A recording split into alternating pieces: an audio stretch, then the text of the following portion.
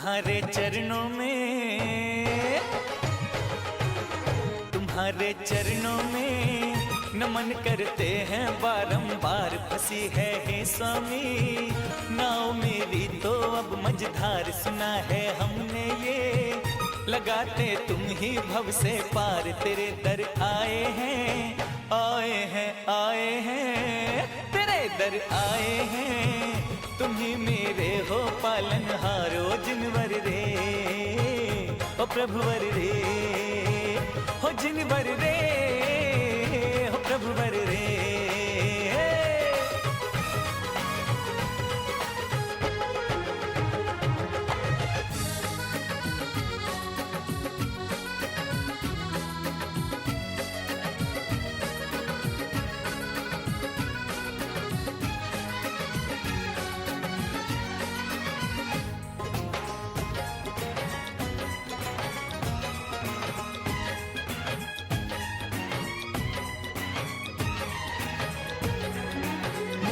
ये तेरी तो सबके मन भाती है। जो एक बार दर आते हैं 100 बार बुलाती है।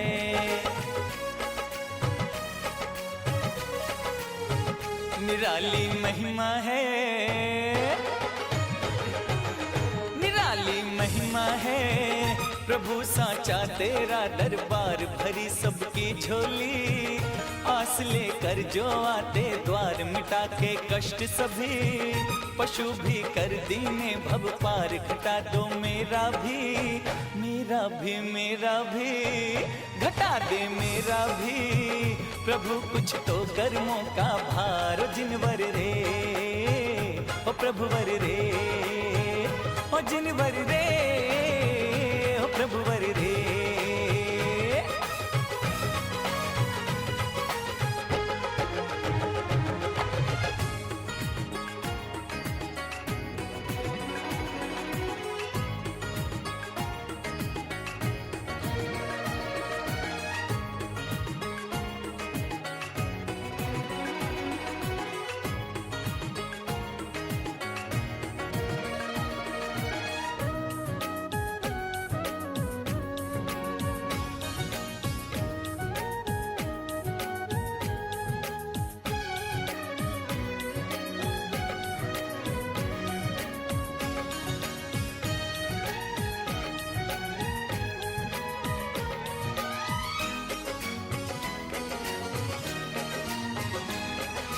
जब तक हूँ संसार में स्वामी मैं तेरे द्वैपार। रखूं हृदय में नित्य सुपावन मेरी ये फरियाद। समझ के दुनिया को, समझ के दुनिया को, स्वयं को मैंने अब तक नाथ भुलाया है निज को। यही है स्वामी दुख की बात। सभी को देख लिया प्रभु मैंने आजमा के। आज नहीं तुम बिन कोई, यहाँ तुम बिन कोई, नहीं तुम बिन कोई। निभाए विश्रुत का जो साथ। जिनवर रे, ओ प्रभुवर रे, ओ जिनवर रे, ओ प्रभुवर रे।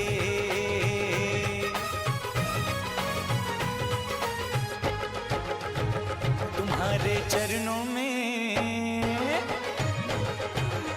तुम्हारे चरणों में नमन करते हैं बारंबार। फंसी है हे स्वामी नाव मेरी तो अब मझधार। तो मेरा सादर है।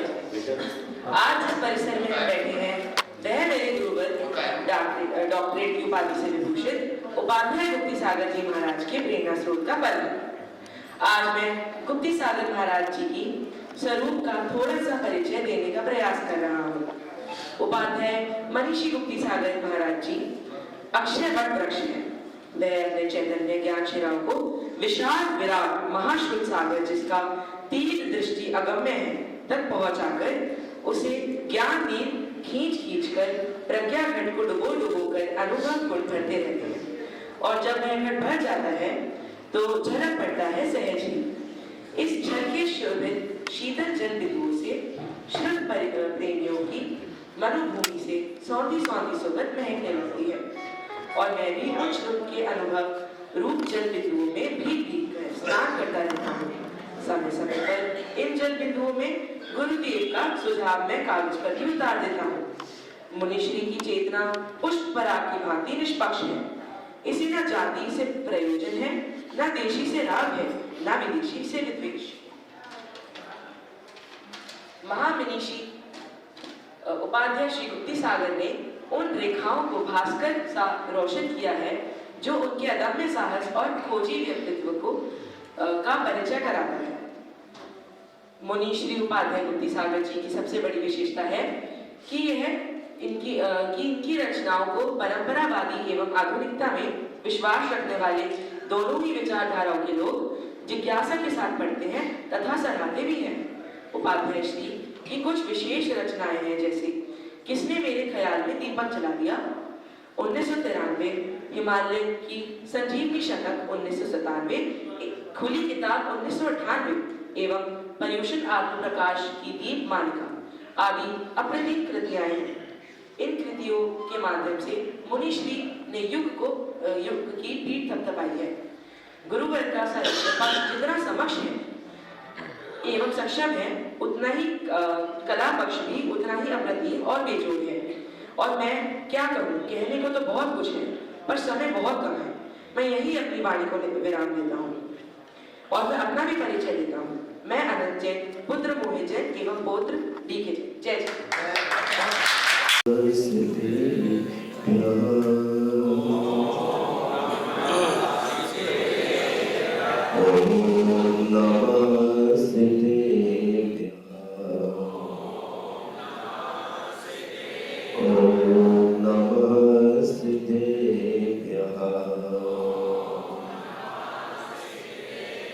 ज्ञानलक्ष्मी गणास्तेश प्रभवानन्दनन्दितं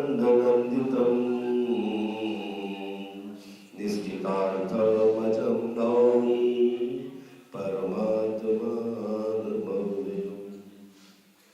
जय बोलिए विश्ववंत पार्श्वनाथ भगवान की, संत शिरोमणि आचार्य गुरुवर विद्यासागर महाराज की,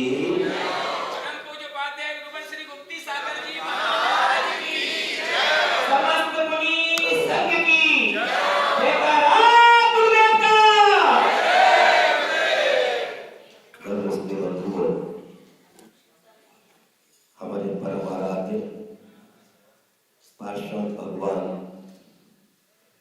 अनेक प्रतिकूल संजोगों में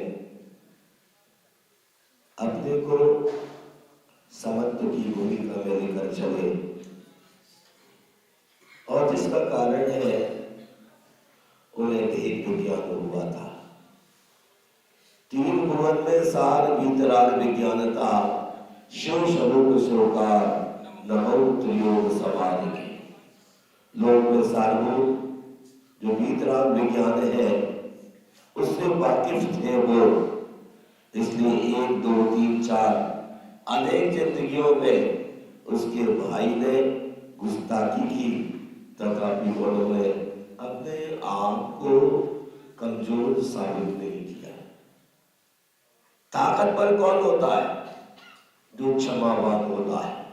कमजोर कौन होता है? जो बौखला जाता है। तीन लोक में सारभूत वीतराग विज्ञान को समझने की आवश्यकता है। आज हम मनुष्य की मलिन मानसिकताओं को देखता हूं तो असंख्यात लोक प्रमाण प्रति समय एक कर्म बंध के रास्ते पर लगा हुआ है। भगवान वीतराग है, कुछ भी नहीं बोलते, अब कबर दिखाए, पीठ दिखाए, चेहरा दिखाए, आंख लाल दिखाए, लेकिन पार्श प्रभु जैसी स्थापना की गई थी विगत 21 ईयर्स 19 वर्ष पहले जो पार्श्वनाथ भगवान की स्थापना हुई, आज भी वो रूबरू है। जैसे थे वैसे ही है, उनमें किसी प्रकार का परिवर्तन इन दिनों में नहीं आया। लेकिन मनुष्यों में इतना ज्यादा परिवर्तन हो गया है कि वह अपने स्वभाव को ही भूल गया है। हमें छोटी सी जिंदगी में विनम्रता की आवश्यकता है। पार्श प्रभु ने विनम्र होके ही कर्मों का क्षय किया है। कुंदकुन आचार्य भगवान कहते हैं विनय मोक्ष द्वारा, विनय ही मोक्ष का द्वार। आदमी सुबह से लेकर शाम तक ग्रंथों को पढ़ता रहे, परमाणु मात्र भी चारित्र ना हो तो उसके जीवन का कोई फायदा नहीं हो सकता। वो बाहर रूप रह जाएगा, और जब बाहर रहेगा तो भर्तृहरि कहते हैं मनुष्य रूपे ने मृगाश्चरंती, मनुष्य के रूप में धरती पर ये बोझ है। हमें ओझ बनने की आवश्यकता है पार्श प्रभु के तरह। हम प्रतिकूल संयोगों में क्रोधित होकर के संसार का डेवलपमेंट कर लेते हैं। समझदार व्यक्ति वह है जो कितनी भी विपरीतताएं आए तो भी उनमें टिके ना।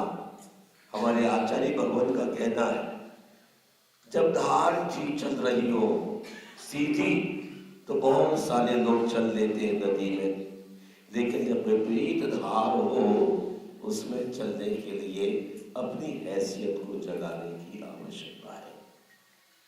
सतयुग था, तीर्थंकरों का अवतरण हुआ। उन दिनों में आदमी बहुत ठीक ठाक चलता था। आदिनाथ भगवान के समय में आदमी बहुत टेढ़े थे, और महावीर भगवान के समय की स्थिति भी वही है।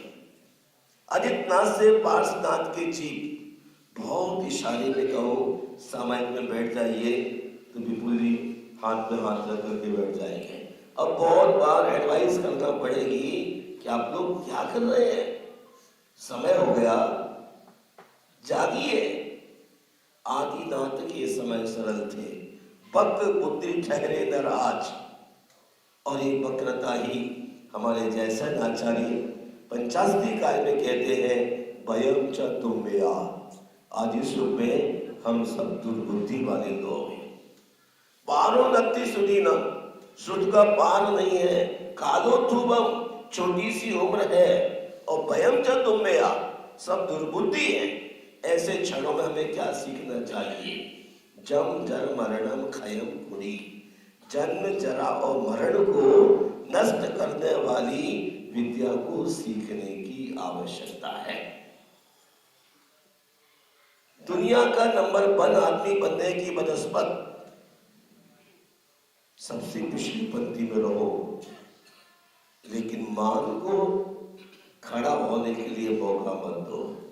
ये मान ने ही मनुष्य के लिए अनंत काल तक संसार में घूमने का मौका दिया है।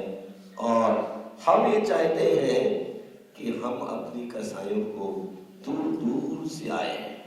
एक वक्त था यहाँ जब आया था तो जैनी नजर नहीं आता था। 2-3 जैसे सम्यक दृष्टि कहते 2-3 सम्यक दृष्टि होते हैं, ऐसे 2-3 लोग ही होते थे। और मैंने कहा बिना देव दर्शन के चर्या को उठूंगा नहीं। तो जस्टिस विजेंद्र जी थे, मैंने कहा भाई साहब हार को उठूंगा ही नहीं। और फिर तुरंत ही योजना तैयार की और फिर भूमिका बन के आई। बहुत अच्छा हुआ, अनेक दुकान खुल जाती है, फैक्ट्रियां बन जाती है, लेकिन भगवान का मंदिर होना वहां बहुत इंपॉर्टेंट है। भौतिक विकास हुआ, आध्यात्मिक विकास के लिए हमें क्या करना चाहिए? मैं आशाधर जी के पास ले चलता हूँ। वो कहते हैं अनादि विद्या दोषोत्थो चतुर्संज्ञा चोरातोरा। अनादि विद्या दोषोत्थो चतुर्संज्ञा चोरातोरा, शाश्वत स्वज्ञान विमुखा सागारो विश्वोन्मुखा। सागार ग्रस्त कौन है? जो अनादि काल से अज्ञान से भरा हुआ है, और चतुर्संज्ञा आहार भय मैथुन परिग्रह रूपी 4 संज्ञाओं से पीड़ित है। और चरक कहते हैं सर्वे अपराध अज्ञान जा। दुनिया में जितने अपराध होते हैं वो अज्ञान और कसाय से होते, और दोनों को जान लिया जाए तो अज्ञान और कसायों से बचा जा सकता है। 5 प्रकार के मिथ्यात हैं, उसमें एक अज्ञान मिथ्यात है, एक एकांत मिथ्यात है, एक पैनिक मिथ्यात है, एक विपरीत मिथ्यात है। मिथ्यात का मतलब होता है गलत सोच। एक होता है सभी देव समान, पार्श्वनाथ भी ठीक, ये जो आदमी का विजन है इसी का नाम गलत सोच है। इसको कहते हैं पैनिक मिथ्यात। आप छोटी सी जिंदगी शेष रख रहे, इसको संभाल लीजिए, वरना आने वाला जो छठा काल है आपको कहीं भी ठहरने को स्थान न मिलेगा। यहाँ आपने फ्लैट खरीद लिया अथवा कोठी ले ली, वहां न तो फ्लैट मिलने वाला है और न कोठी मिलने वाली है। बाढ़ आएगी और सब कुछ स्वाहा हो जाएगा। आपके लिए मैं सौभाग्यशाली इसलिए कहता हूँ, जब देश की स्थितियां विषम हो तब भी आप पार्श्वनाथ के चरणों में अपनी श्रद्धा के सुमन चढ़ाने के लिए तत्पर रहते हैं। आज बड़ा अच्छा लग रहा है, संध्या का समय है, 4:15 बज रहे हैं। पीढ़ी बहन बेटियां और कुछ पुरुष गए अभी मंदिर की चहर दीवारी में समेत की भूमिका के लिए उठ खड़े हुए। मैंने आपसे कहा भी, शाश्वत ज्ञान विमुखा, अपने शाश्वत आत्मज्ञान से विमुख हुआ। ये ग्रस्त क्रोध, आहार, भय, मैथुन, परिग्रह, इन 4 संज्ञाओं से पीड़ित होने के कारण झूठ बोलता है, क्रोध करता है और असंख्यात लोक प्रमाण भावों से जुड़ के अपने नए संसार की डिजाइन कर देता है। यदि आप अपने को एडुकेटेड मानते हैं तो आप जरा कोशिश कीजिए, समय रहते अपनी कषायों को और अज्ञान को दूर करने का पुरुषार्थ करें। जितनी भी लड़ाइयाँ आज हुई है वो सब कंफ्यूजन में हुई है, जितनी भी लड़ाइयाँ हुई हैं वो सब लोभ के कारण हुई हैं। आतंकवाद का जनक कौन है? अहंकार और लोभ। अमेरिका को ईगो है और पाकिस्तान के लिए लोभ है। हमने ही उसे पैर दिए हैं, हम ही युद्ध करा रहे हैं। और आतंकवाद तो आज घर घर में आतंकवाद है, कोई राग में डूबा है, कोई देश में डूबा है। गुणभद्र आचार्य कहते हैं मोर के 2 शिशु हैं। मोर के 2 बच्चे कौन से? स्वाध्याय करते होंगे आप, राग और देश। गुणभद्र आचार्य आत्मानुशासन में कहते हैं राग और देश ये 2 व्यक्ति के बच्चे हैं, और इन 2 बच्चों के कारण सुबह से लेके शाम और शाम से लेके प्रभात तक ये असंख्यात लोक प्रमाण विभाव भाव से बनता रहता है। और अरहट की भांति जैसे बैल पानी खींचता है वैसे कौन, मैं ना बोलूंगा, वैसे ये सुबह से लेके राग देश की रहट में अनेकानेक कर्म बंद कर लेते। स्वाध्याय का मतलब होता है राग देश की हानि, चारित्र का ग्रहण। समर्पण स्वामी कहते हैं राग द्वेष निर्वृत्ति चरण प्रतिपन्न साधु। राग देश की निवृत्ति करने के लिए चारित्र को धारण करना चाहिए, और राग देश की निवृत्ति ना हो, चारित्र भी ना हो, और नाक में आधा किलो की नथ पहन लो, 1-1 किलो के कान में कुंडल डाल लो, 2-2 किलो के बाजूबंद लगा लो, कैसे रहेगा? नाक भी कट जाएगी और कान भी कट जाएंगे। चीज वही सुवासपद है जैसे हमारे भगवान श्रम चक्र संस्थान है। नाक जितनी चाहिए उतनी नाक है, हाथ जितना चाहिए उतना हाथ है, माथा जितना चाहिए हाइट के हिसाब से उतना है। भाई संजीव जी ने भगवान पार्श्वनाथ को निछावर पर बैठा तो दिया, लेकिन भैया चरणों में आते कि नहीं आते? 19 साल हो गए। ये सौदर यहाँ बैठा है, सचिव की बैठी है, इनकी मुस्कुराहटें जैसे पहली थी वापस से मुस्कुराहटें लेके आओ। हमारे भगवान पार्श्वनाथ सचमुच मुस्कुरा, न तो और खुलते हैं न दांत नजर आते हैं, पर ऐसी मुस्कान तो किसी एक व्यक्ति की नहीं। इसे बोलते हैं सचमुच मुस्कान। महानुभाव, हमें अपने जीवन में इन सब चीजों की आवश्यकता है और किसी चीज की आवश्यकता ही नहीं है। जिस रोज हम भीतर से अपने आप को खाली कर देते हैं, छोटी मालिकियत को हटा देते हैं, उसी दिन प्रभात हो जाएगा। झूठी मालिकियत के कारण 1 2 3 4 सभी दुखी है। कुछ कहते हम मालिक बनना चाहते हैं, है ना भैया? कुछ कहते हम मालिक बनना चाहते हैं, कुछ कहते हम जाना चाहते हैं, कुछ जाने की तैयारी में है, कुछ पकड़ने की तैयारी में है। लेकिन जाने और पकड़ने के बीच में जो हमारे परिणाम होते हैं, उन परिणामों से स्वर्ग और नरक का बंद होता है। आचार्य कुंद ने कहा, रत्तो बंधनि कमम मुंचति जीव विराग संपन्नो। राग भाव से कर्म का बंद होता है, विराग भाव से मुक्ति। हम मुक्ति चाहते हैं, और जब मुक्ति चाहते हैं तो हमें डिटैचमेंट बढ़ाने की आवश्यकता है, हमें पकड़ को छोड़ना है। और डिटैचमेंट जैसे पारसनाथ के लिए उनके भाई के द्वारा अनेक बार क्या नहीं हुआ, कि जैन समाज का हर बच्चा जानता है। उस हिस्ट्री को बिना दोहराता हुआ इतना ही कहना चाहता हूँ, जितना इन्होंने सहा उसमें से 10% आप सहन कर लीजिए, आप पार्श्वनाथ हो सकते हैं। 10% सहन कर लीजिए, लेकिन थोड़े से में आपकी आंख लाल हो जाती है, नाक खुल जाती है, और मुंह से कठोर शब्द और मेरी भावना बोलते हैं। तब क्या बोलते हैं? अप्रिय कटुक कठोर शब्द कोई मुख से ना कहा करे। मेरी भावना तो ऐसी है, लेकिन भावना कैसी बदल जाती है पल पल में। अप्रिय कटुक कठोर बोलने लग जाते हैं। पार्श प्रभु के इस सभागार में हमें स्वभाव में रहने की आदत डालना है। विभाव तो अनंत काल से रहा, और स्वभाव में आकर हम समता की भूमिका में जीने का प्रयास करें। मंदिर समता के प्रतीक है, और भवन काय की प्रतीक है? ममता के, राग के। इसलिए वीतराग जिनालय है।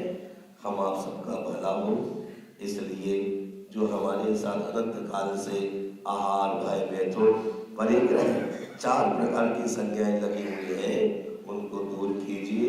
और हमारे भाई डी.के. जैन जी ने अब तक इस मंदिर को जिस प्रकार से छोड़ के गया था, उसमें कुछ चमक तो आई,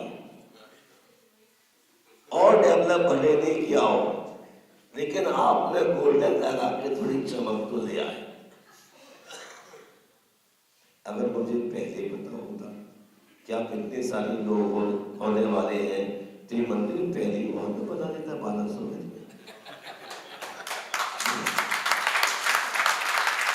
आज आप अपनी उपस्थिति जाहिर कर रहे हैं, पर आज ही हम 64 रिद्धि विधान में पढ़ रहे थे। समूह शरण में 64 रिद्धिधारी मुनिराज हो, और 4x4 की जगह हो, तो चक्रवर्ती का कटक भी उसमें समा सकता है। भगवान के समूह शरण में कितने भी लोग हों, जगह की कमी पड़ नहीं सकती। ये तो मन की बात है। जब प्यार होता है तो एक छोटे से कमरे में 5-6 भाई बहन आराम से रहते भी थे। लेकिन आज तो मन की दीवारें खड़े हो गई, दूरियां बन गई, इसलिए हर आदमी को एक रूप की आवश्यकता हो गई। हम अपने को अच्छा बनाने का प्रयास करें। कल फिर प्रभात में आपसे बातचीत करेंगे।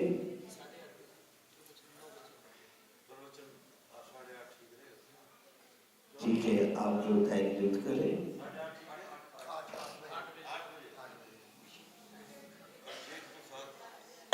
जैसा भी आपको बेटर हो, कल आपसे मिलेंगे। लेकिन आज इतना कहना चाहता हूँ कि चतुर संज्ञा जोड़ा तोड़ा, 4 संज्ञा रूपी जोड़ को दूर कीजिए और शाश्वत जो आत्मज्ञान से विमुख है, उस ज्ञान को पाने के लिए कम से कम एक बार वीतराग भगवान को जरूर देख लिया करो। रागी को देख के रागी बनोगे और वीतरागी को देख करके वीतरागी करो। जैसी महफिल में जाओगे वैसे ही परिणाम होंगे। यदि गुड़गांव लीला होटल में पार्टी में जाओगे तो वीतराग भाव नहीं हो सकते, और राग के भाव होंगे। और यहाँ महफिल में आएंगे सत्संग में तो वीतराग भाव होते हैं। मैं आप सबके मंगल की कामना करता हूँ। 19 वर्ष से भाई साहब बीके जैन 2 ही नजर आ रहे हैं, पुराने संजीव जी तो